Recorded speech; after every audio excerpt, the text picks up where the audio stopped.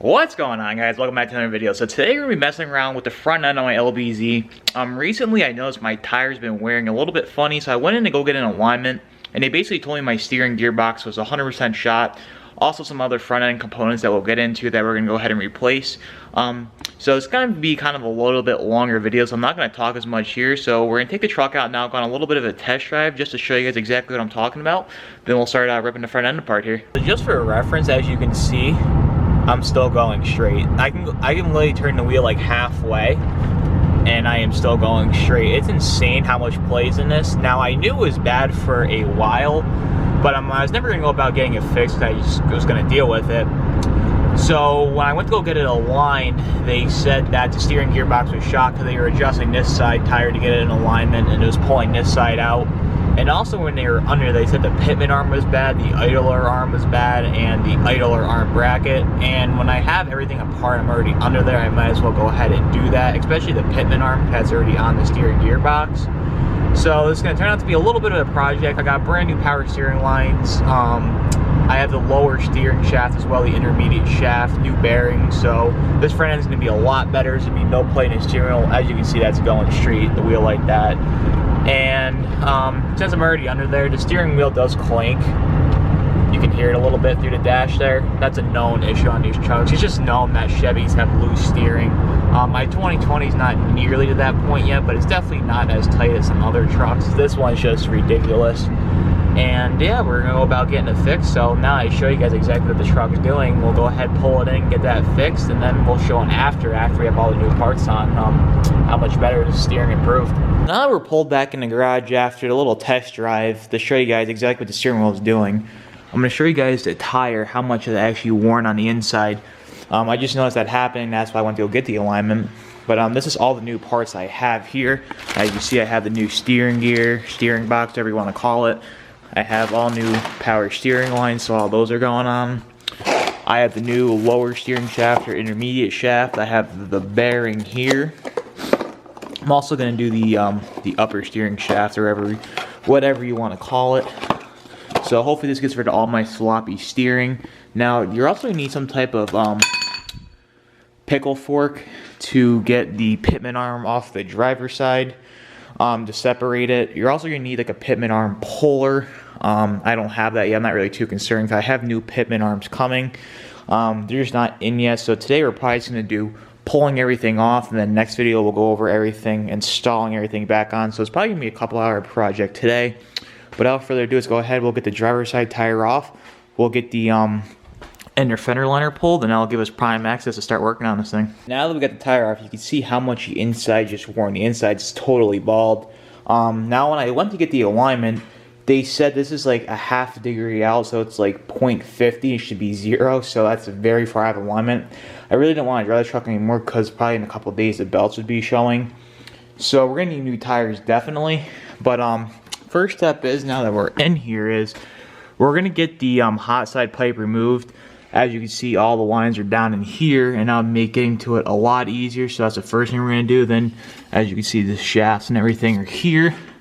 Yeah, so we'll start by pulling the hot side pipe off just to give some more access. We're gonna start by breaking these two lines on top of the steering gearbox free. They're 18 millimeters, so I'm gonna go ahead and pull lines 1 and 2 right off the top here, and then we'll keep moving along. I got both of them free. What I ended up doing was going up top and disconnecting the cap from the power steering, and as you can see, all the fluid's draining out. So I'm gonna wait a few minutes, let all that drain out, and we'll keep moving along here. Probably disconnect the pitman arm next.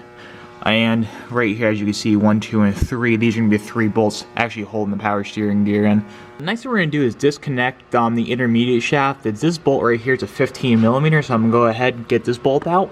And that should basically be, the whole pump should be free now. We're just gonna go ahead after this, disconnect the pitman arm, break these 3 bolts free, and it should come right out. Alright, so now that we got this free, it is a pain in the butt to get off. So I'm probably gonna take like a crowbar here, pound it down, because this should just slide right down and out. But I have a feeling that someone messed with this in the past, because that bolt was on there very tight, tighter than it should have been. So we'll go ahead and get that replaced. But as you can see, my leaky power steering lines right up in there.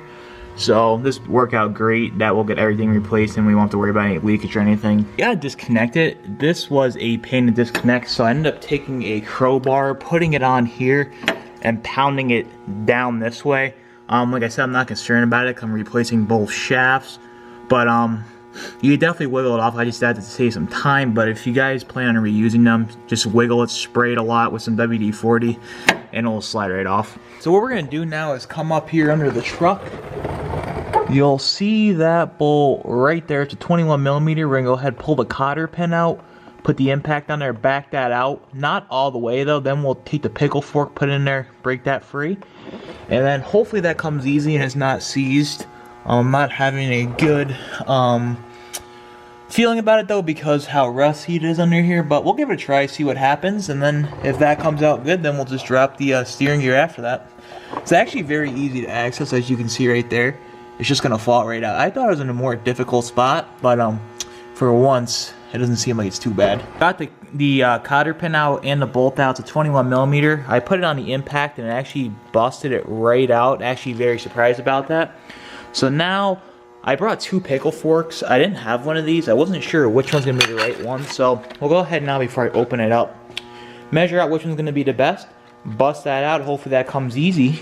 And then we'll bust these 3 bolts here. This job is actually going way too easy. So I assume this is gonna give me a hassle because nothing ever goes this easy for me. So we'll give it a try and let's see what happens. Alright, so I'm gonna try to show this the best I can. As you can see, I got the pickle fork in there. What I ended up doing was hitting a bolt from the bottom up. Now if you plan on reusing these arms, if they're newer, I won't do that. Wouldn't recommend doing that because I did like strip out the bottom of the bolt, but like I said, I'm not concerned in the slightest. So now I'm just hitting this in this way, pushing it in with the hammer like this.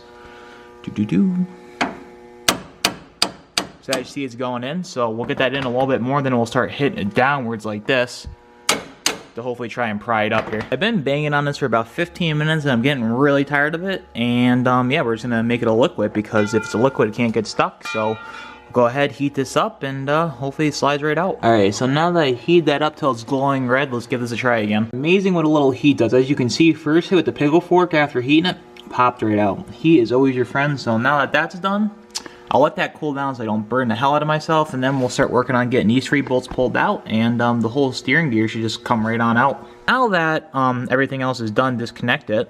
It's just these 3 bolts left. This job actually went a lot easier than what I thought. I thought this was going to be a total nightmare to do. This is actually very simple. Considering the truck has 400,000 miles, nothing really gave me a problem yet. And one thing I want to mention, before you bust these 3 free, be very careful no one's under the truck that's not ready or you have something under there, because this thing could possibly just slide right out and it's very heavy. So I'm probably just going to go ahead and bust these 2 free. Grab someone else, have them bust that free, and I'll go ahead and just slide the whole thing right on out. Gearbox pulled out. You want to try to pull this out the same way it was in there.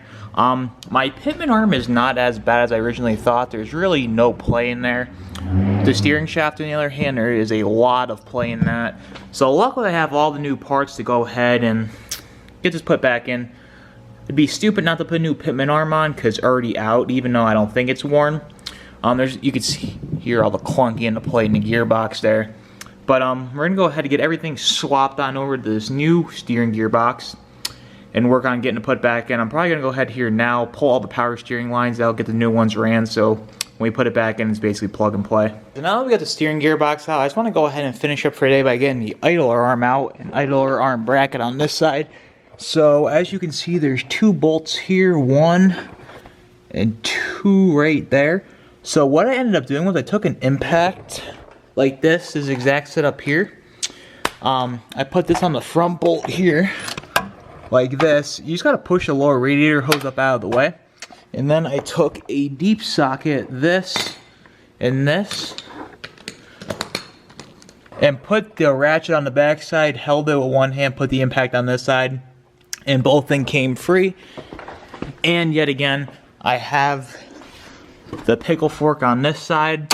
I've been beating it. It's not going to come out, so I'm just going to light the torch up again, heat it up, and that should pop right out, and that whole assembly should just come right on out. And yeah, that'll probably be about it for today because I'm waiting for the pitman arm and idler arm and that bracket to come in to put this all back together. And I can't put the new steering gearbox in without that, or I can, but it'd just be a nightmare, and you might as well do it on the ground when it's out. So probably just get this out and call that a day. And just like that, with a little bit of heat, it popped right out. So I'm gonna let that cool down for a couple minutes so I don't burn myself. Then we'll go ahead, pull that idler arm out with the bracket and see how much play is actually in that thing. When we had it up on the lift at the alignment shop, it looked like there's a lot of play in it. As you can see, ton of play in that, so I'm glad I'm replacing that. It'll probably help my front end slop a lot too, but as you can see, that's just mint.